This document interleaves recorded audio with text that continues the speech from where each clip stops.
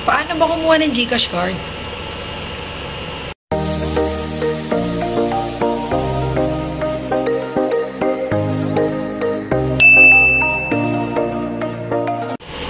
Hi guys! Welcome back to my vlog!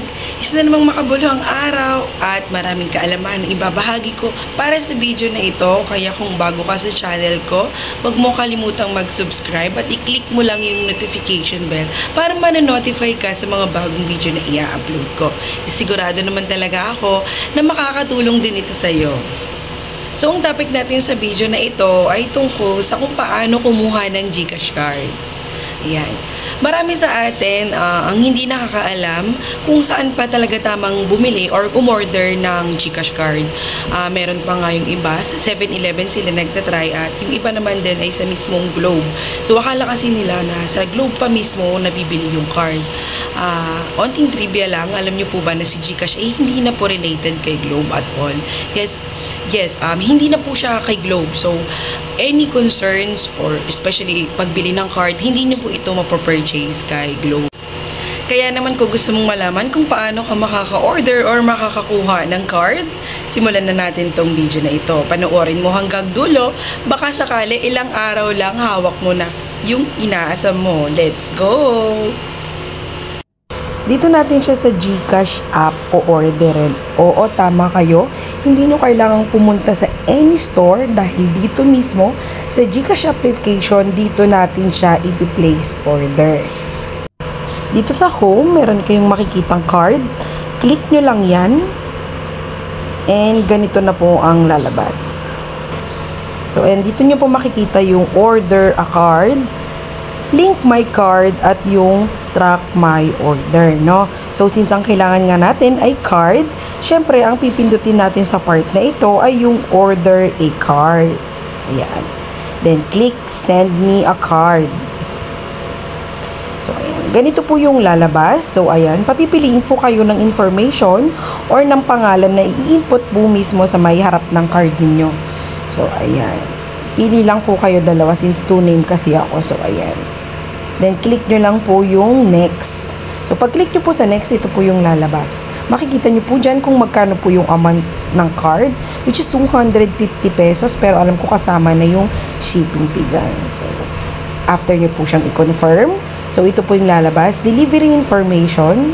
So, kailangan mapilapan nyo po ito. Unang-una, ayan, contact and mobile.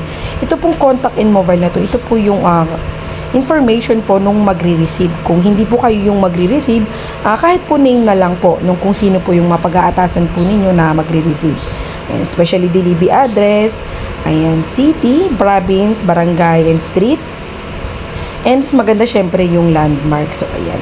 Pipilapan ko na muna yung dito sa may contact, ayan, sa recipient name, kung anong pangalan nung magre-receive. So, since ako din naman yung magre-receive niyan, syempre pangalan ko na yung ilalagay ko. Pero yung dito sa may delivery address, don't worry, hindi naman kailangan na yung sa may bandang delivery address mo is kung ano yung address mo na nasa GCash. Kasi ang hinihingi lang naman dito na details ay yung delivery address kung saan siya i-deliver. Since lagi akong nasa work, tas bihira lang talaga akong mag-day off, ipinadeliver ko to sa may aking work, no? Kung saan ako nagtatrabaho kasi lahat naman talaga ng in-order ko, even parcel man yan, Shopee or what, palaging doon ko talaga pinapadeliver sa trabaho ko. So, ayan.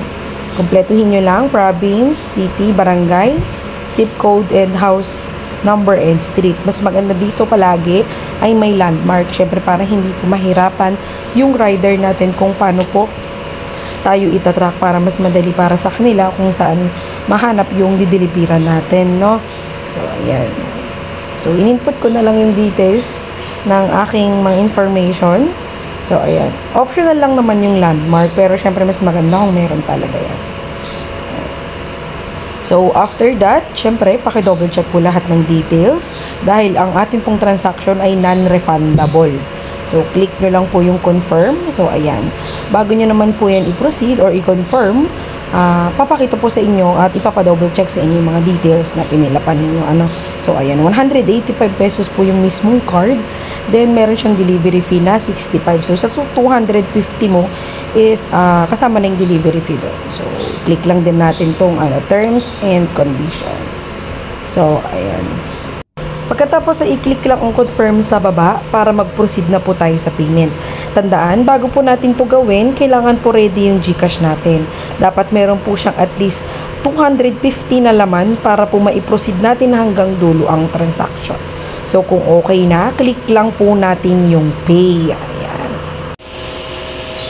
So, kapag naklik mo na yung pay, guys, madideduct na siya sa may GCash mo.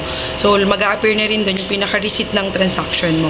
Huwag mong kalimutang i-screenshot siya para meron kang copy no pinaka-reference number mo doon sa payment na ibinayad mo sa mga GCash.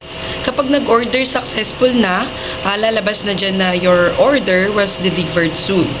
So, sa Metro Manila, ang estimated time ng delivery niyan is 4 to 6 days. Then, sa Luzon naman is 6 to 8 days. And kapag sa Visayas and Mindanao naman is tatagal siya ng 8 to 10 days, no? So, ganun lang siya kadali. So, guys, sana natapos mo tong video na to at sana nakatulong din siya. So, makaka-order ka na ng GCash mo. Yun lang. So, dito na natin tatapusin yung video natin. And guys, don't forget, palaging lambing. Sana po i-subscribe nyo po yung aking YouTube channel. Marami pa po akong i-upload na makabuluhan at makakatulong din po sa bawat isa sa atin, especially when it comes to the online transaction po, no? So, guys, please don't forget to subscribe. Maraming salamat po sa panonood hanggang dulo. Thank you!